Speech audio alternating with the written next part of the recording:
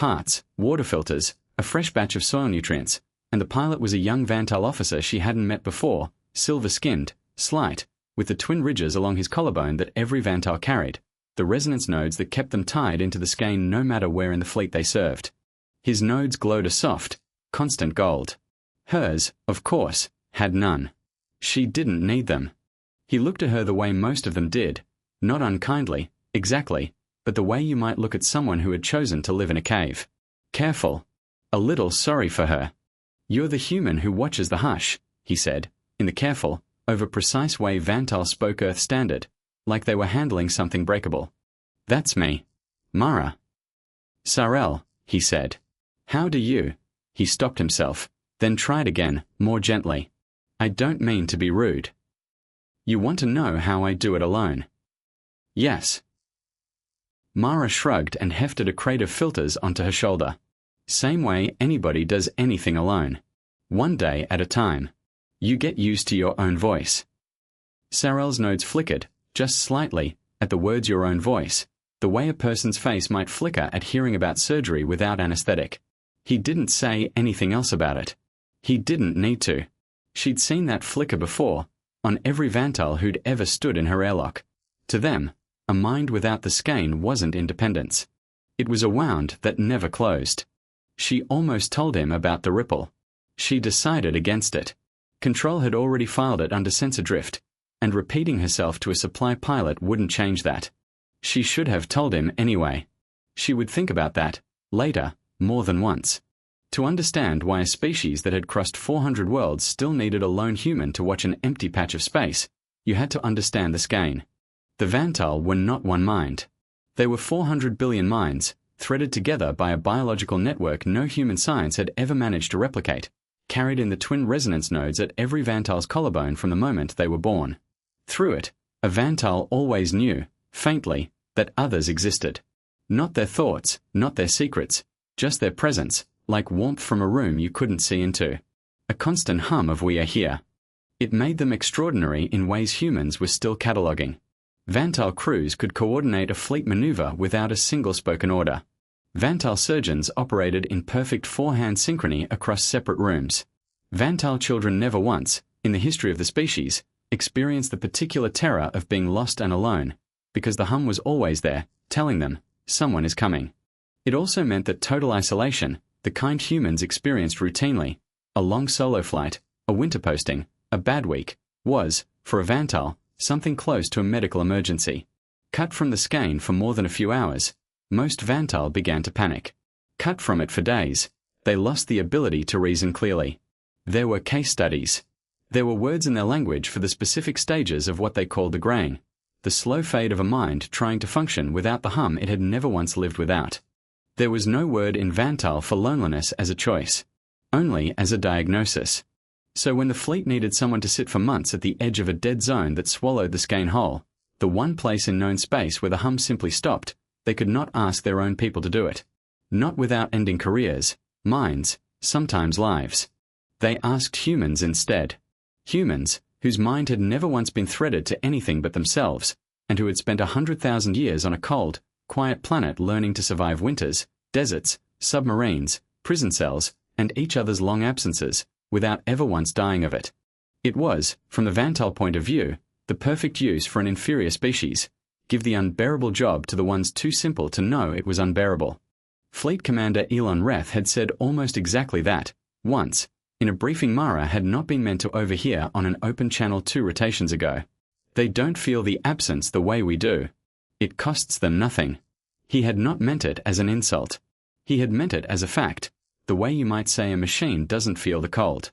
Mara had filed the memory away with the rest of the small, ordinary cruelties of the job, and gone back to work, because the isolation bonus did not care whether Commander Reth respected her, and neither, mostly, did she. Mostly. Reth commanded the convoy escort that ran the long-reach corridor, the shipping lane that skirted the hush southern edge, moving 9 to 12 vessels through every few weeks under his flagship, the Halcyon. He had never once visited Rook in person. His voice, when it came over the relay, was crisp, competent, and entirely without curiosity about the small grey cylinder or the single human keeping watch on it. Mara didn't take it personally. She took very little personally anymore. You learn to, 11 light years from anyone. She spent the 5th day running the numbers control had told her not to bother with. If the ripple had been real, and her instruments said it was, it had a shape. A slow outward push, then a pull back in, like a held breath. She built a small model of it on her personal terminal, off the record, using processing cycles control hadn't allocated for the purpose, because if she was wrong, she'd rather be wrong quietly. She found herself talking to the model the way she talked to the beans. "What are you?" she asked it, watching the ripple play back for the 6th time. "You're not drift. Drift doesn't have a rhythm."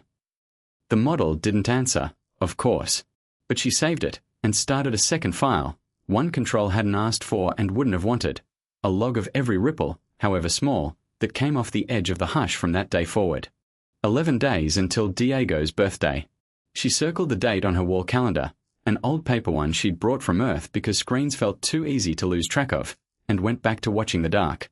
The first real test came on day 11, and it came small, the way most important things do before anyone notices them being important.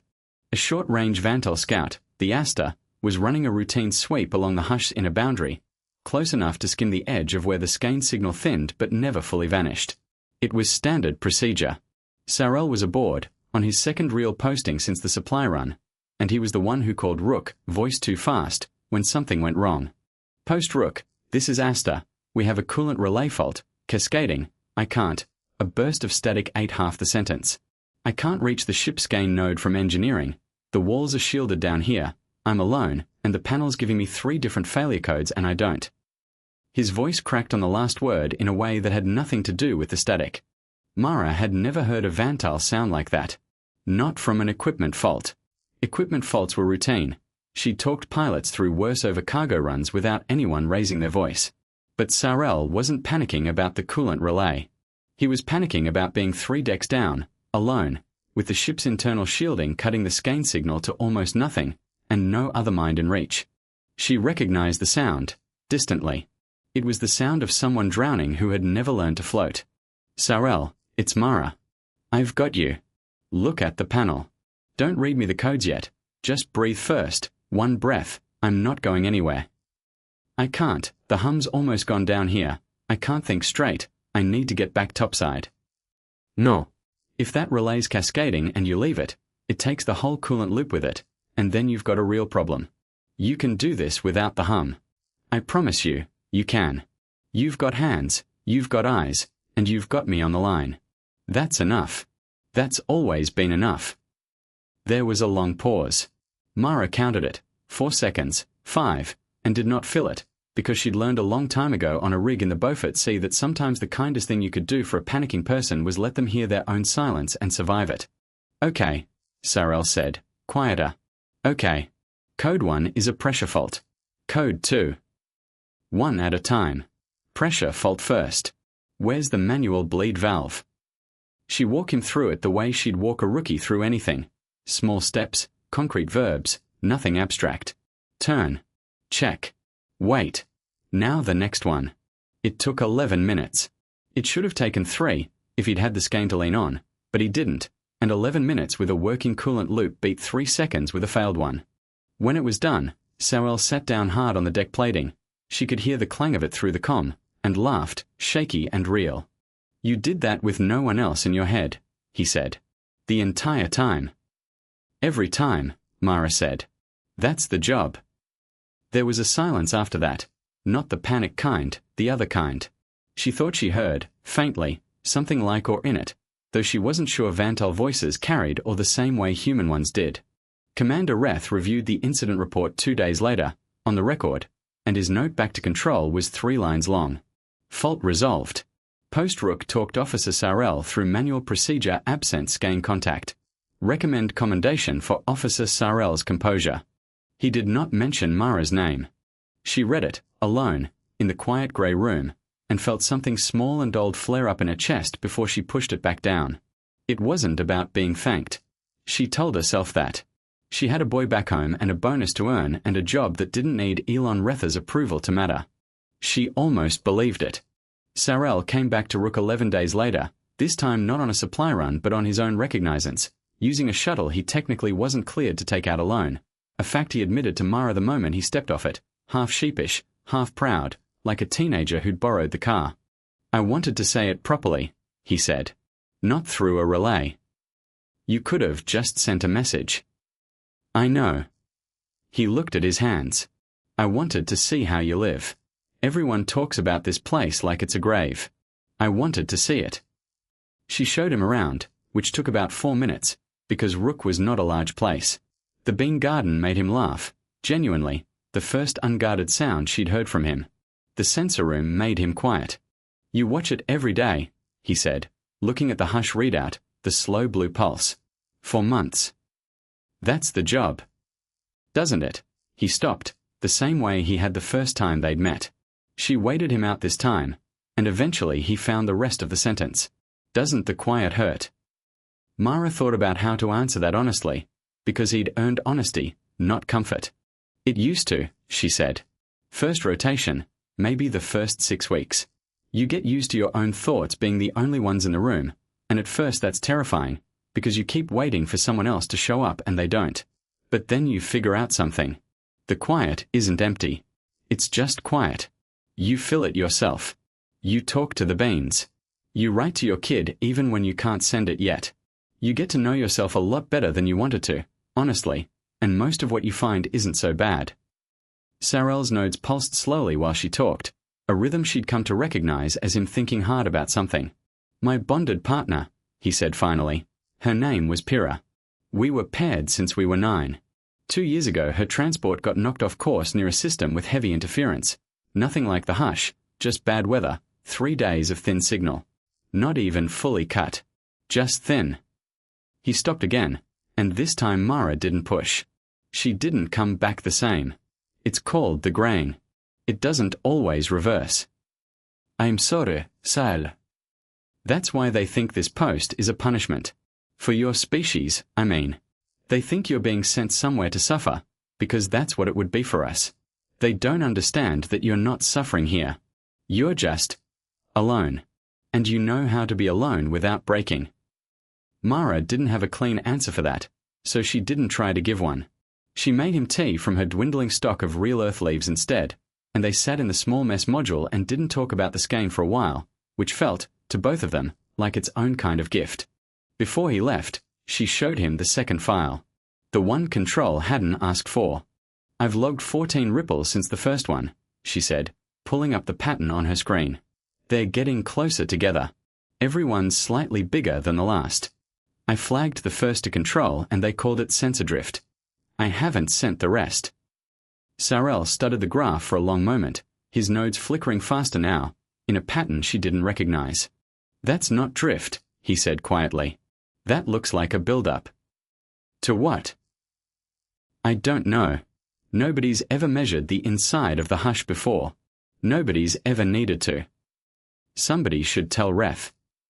"Ref already thinks Rook exists to be ignored," Sarel said, and there was an edge in his voice she hadn't heard from him before, something closer to anger than she'd expected from someone so gentle. "I'll flag it through my own channel. Officially. Maybe it lands differently coming from inside the fleet." It didn't. The reply came back 2 days later, and it was even shorter than the first. "Noted. Continue standard patrol." Mara kept logging anyway. She didn't know yet that she was building the only map of the thing that was about to happen. She only knew that the quiet blue pulse on her screen was starting, very faintly, to feel less like a heartbeat and more like a countdown. 8 days later, it stopped being faint. It happened on a Tuesday, which meant nothing to the hush and everything to Mara, because Tuesday was the day the Halcyon led its convoy of 9 ships along the long-reach corridor, skimming the hush southern boundary the way it had 100 times before without incident. Mara was 3 sips into her morning coffee when her sensor board did something it had never done in 2 years of watching it. It didn't ripple. It roared. The blue pulse that had lived quietly at the edge of her screen for months surged outward in a single silent wave, and her instruments, the good ones, the one she trusted with her life, told her the hushed boundary had just expanded by nearly 40% in under 6 seconds. Not gradually. Not gently. It had exhaled. And the long-reach corridor, the safe lane that had never once touched the hush's edge, was now sitting inside it. Mara's hands moved before her mind fully caught up, pulling every channel she had onto one screen. 9 ship transponders, all still broadcasting, all still moving, And then, one by one, in the space of a breath, every single resonant signature on her board went dark. Not the ships. The minds aboard them. The skein, in that entire stretch of space, had simply stopped. She keyed the fleet emergency channel, the one she'd never once used in 2 years because it existed for exactly this and nothing had ever come close to warranting it. Fleet control, this is Sentinel Post-Rook, priority override. The hush has expanded and swallowed the long-reach convoy, all 9 vessels. I am reading full skein blackout across the entire formation. Repeat, full blackout, this is not drift. The response, when it came, was not from control. It was from the Halcyon, and it was Commander Elon Rether's voice, and it did not sound like the crisp, competent voice she'd heard 100 times over routine relays. It sounded like a man standing at the edge of a cliff he hadn't known was there. Post-Rook, Mara, I don't. The corridor's gone grey, all of it. I can't feel my own bridge crew standing 3 meters from me. I don't understand what's. Commander, listen to me. You're inside the hush new boundary. The skein doesn't reach in there. It never has. You're not dying, you're not broken, you're just alone for the first time in your life, and I need you to stay with me on this channel so we can fix it. There was a sound on the other end that Mara would remember for a long time. Not words. Just breath, fast and ragged, from a man who commanded 9 ships and had never once, in his entire existence, been out of reach of another mind. I can't. His voice broke entirely. I can't think. I don't know how to think like this. Across the convoy, Mara's board was lighting up with a dozen more voices just like his, crew after crew realizing at the same moment that the hum they had never lived a day without had simply switched off, and that they were, every one of them, completely and terrifyingly alone. Mara set her coffee down. Her hand, she noticed distantly, was steady. She had 11 days of practice being the only calm voice in a room. She had 2 years of it. She had, if she was honest, a lifetime of it, going back to a girl in a small apartment learning that the quiet after her father left wasn't going to kill her either, if she just kept breathing through it. She pulled up her secret map, the one Control had told her not to bother making, and for the first time in 2 years, she was glad nobody had listened to her. Everybody on this channel, listen to my voice, she said, and something in her tone made every panic crackle across the convoy go, if not quiet, at least a little quieter. This is Mara at Post-Rook. You are not broken. You are not dying. You are exactly where I've been standing for 2 years, and I am going to walk you out of it, one ship at a time. Nobody move until I say. Nobody make a decision alone. You're going to borrow mine instead. The math was the easy part. Mara had 14 ripples logged and a rough model of how the hush breathed, a swell, a hold, a slow pull back in, roughly every 19 minutes based on her data, though she'd never had a swell this size to measure before. If the pattern held, the boundary would recede partway on its own, enough to let ships near the original edge slip clear. Ships deeper inside would need to move to meet it. The hard part was that 9 crews of Vantahl, each one built from birth to think in chorus, now had to make decisions alone, in a kind of silence that felt to them like drowning, while their ships drifted on a slow current toward each other in a stretch of space with almost no natural light to navigate by.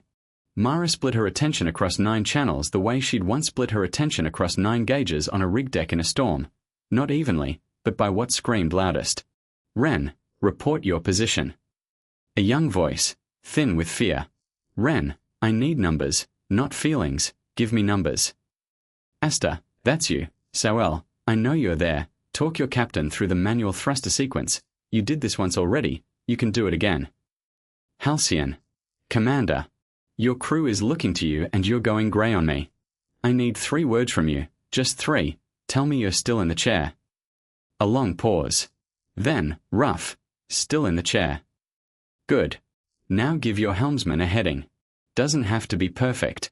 Has to be a heading. She worked like that for 2 hours, then 3, her voice never rising, never cracking, walking 9 ships full of strangers who despised her posting an hour ago through the single skill none of them had ever needed to develop, functioning while alone. She gave them what she'd given Sarel on the Asta, small steps, concrete verbs, permission to be afraid without letting the fear drive. By hour 4, 6 of the 9 ships had drifted clear of the deepest part of the swell and reported the faintest edge of skein contact returning. A thread instead of a rope, but enough. Voices on those channels changed instantly. Steadier, faster, relieved in a way that had nothing to do with rescue and everything to do with no longer being the only mind in the room. 3 ships remained inside. The Wren, a cargo hauler called the Fen, and the Halcyon. Retha's flagship had drifted deepest of all, caught in a current none of Mara's models predicted, and its skein blackout had lasted longer than any other ship's. 4 hours alone was a long time for anyone. For a Vantahl commander who had never once, not for a single hour of his adult life, existed outside the hum, it was something closer to torture. His voice, when it came back on a channel, had gone strange. Flat. Slurring at the edges. Post-Rook. Mara. A pause, too long. There's nobody here.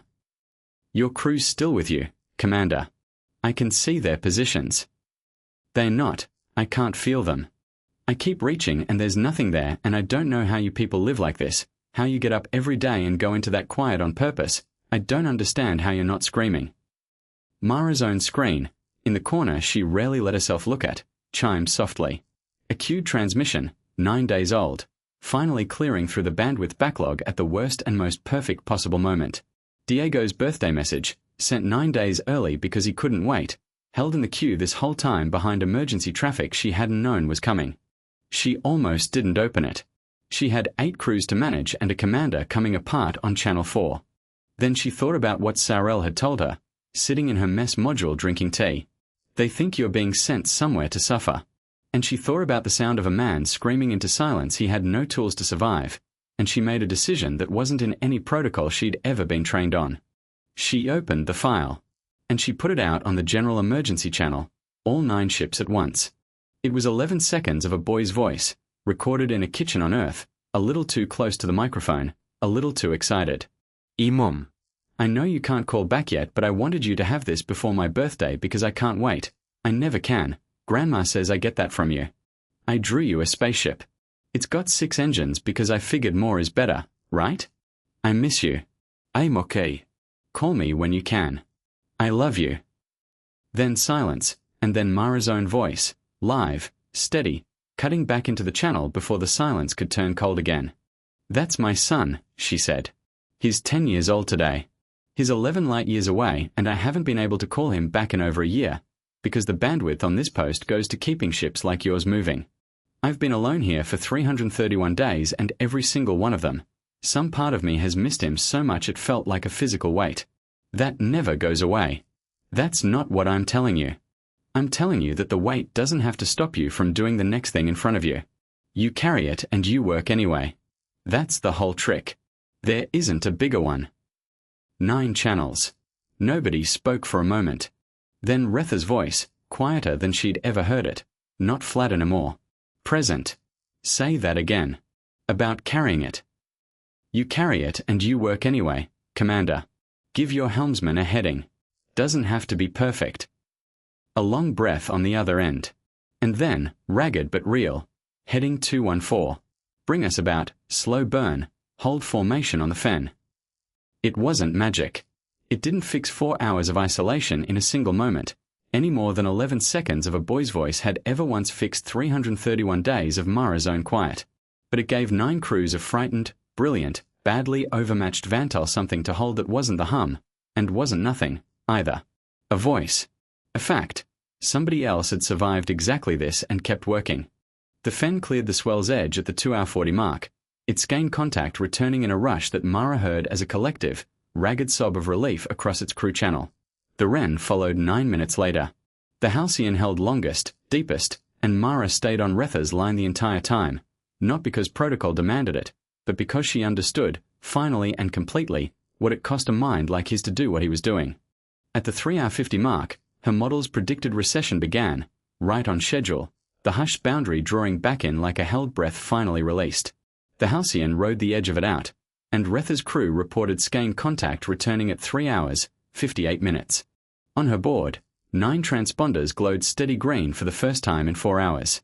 9 resonance signatures, faint at first, then strong, then whole. Mara sat back in her chair, and only then did she notice her hands were shaking. The convoy limped clear of the corridor and held position at a safe distance from the hushed new boundary, waiting for a full fleet assessment before anyone risked the lane again. It took another 6 hours for the official reports to come through, for damage to be tallied, for 9 crews to finish the long, quiet work of remembering what it felt like to not be alone. Nobody died. That was the number that mattered most, and Mara kept it in her chest like a stone she was glad to be carrying. Commander Reth requested a private channel with Post-Rook 4 hours after the Halcyon reconnected. Mara expected a formal debrief, clipped and professional, the kind of exchange that would end with her name once again absent from whatever report followed. Instead, when the connection opened, there was a long pause before he spoke at all. "I told Arum, once, that your species doesn't feel the absence the way we do," he said. "That it costs you nothing to sit alone out there." I said it like it was a fact I'd confirmed. I had never once asked you. "It costs something," Mara said. "It's just a cost I know how to carry." I didn't know the difference existed until 4 hours ago. Another pause. "You built a map of the hush growth pattern that no Vantahl instrument had recorded. You held 9 crews of strangers together with your own voice while alone yourself, and you did it the day after telling all of us, that the readings mattered, and being told they didn't. You believe me now. I am recommending post-Rook sensor allocation be tripled, and your data logs be treated as primary fleet intelligence going forward. Both should have been true a month ago." He hesitated. "I am also recommending, separately, that the fleet's characterization of solitary postings be reviewed. Not as punishment. As a skill we do not have, and should have been asking your species to teach us, rather than simply exploiting." Mara didn't say anything clever back. She didn't have anything clever left in her.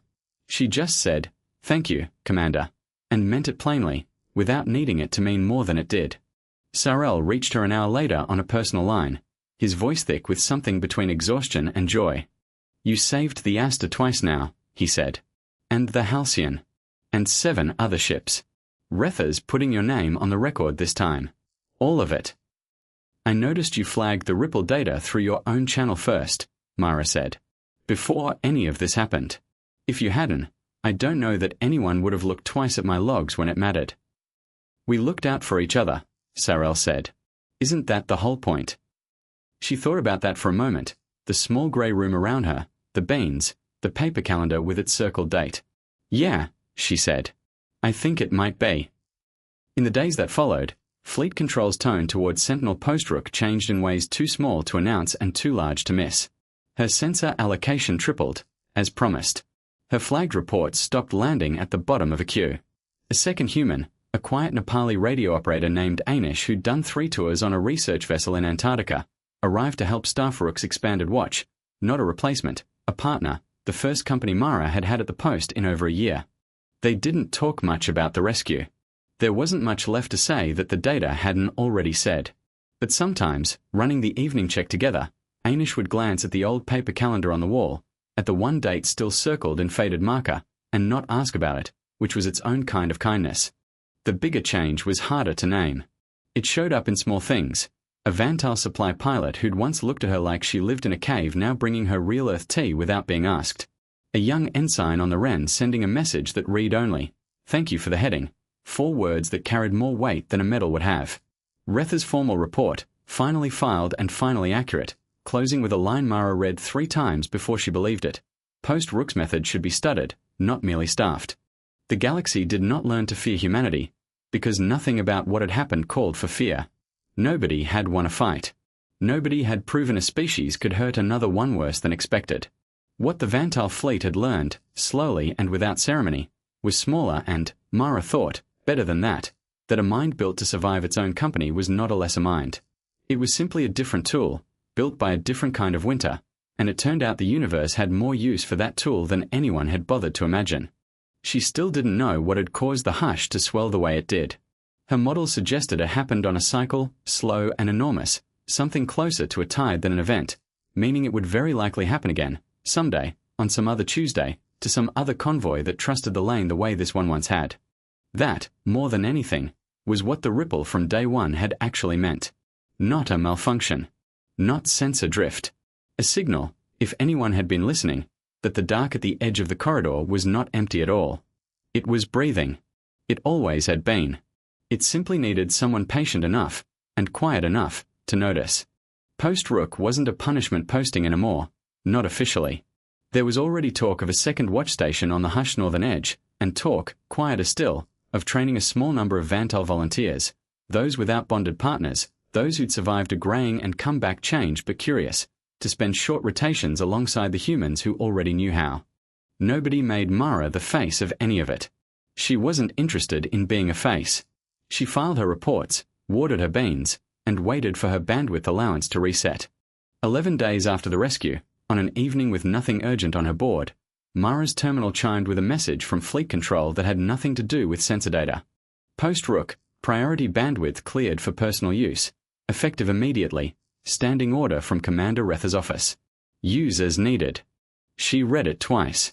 Then she looked at the paper calendar on the wall, at the date she'd circled a lifetime ago and missed by 11 days, and at the blank space beside it where she'd stopped letting herself hope for anything more than a recorded message queued behind emergency traffic. She opened a live channel instead. Real time. The kind that cost more than her monthly allowance had ever covered, until tonight. It took 11 light years worth of patience for the connection to resolve, the same patience she'd spent 342 days building without meaning to, and then her son's face filled the screen, real and unrecorded and 11 days late for his own birthday but somehow exactly on time for something else. Mom. Diego's voice cracked with disbelief. Mom, are you actually there? Like, right now. Right now, baby. I'm right here. You missed my birthday, he said, and then, before she could apologize, grinning so wide the missing tooth showed again. But you're here now, and Grandma says that counts for double. Mara laughed, and it came out wet and unashamed, and behind her the small grey room held the quiet the way it always had. Not empty, never empty, just quiet, the way it had been the whole time she'd needed it to be, waiting for the moment it would matter. Somewhere 11 light years down the long-reach corridor, 9 ships full of Vantahl were sleeping soundly inside the hum they had never once had to live without, grateful, in whatever way a chorus can be grateful to a single voice, for the one mind among them who had never needed the chorus at all to know exactly who she was. The dark at the edge of the hush kept breathing, slow and patient, the way it always had. And for the first time in 11 months, somebody was listening on both ends.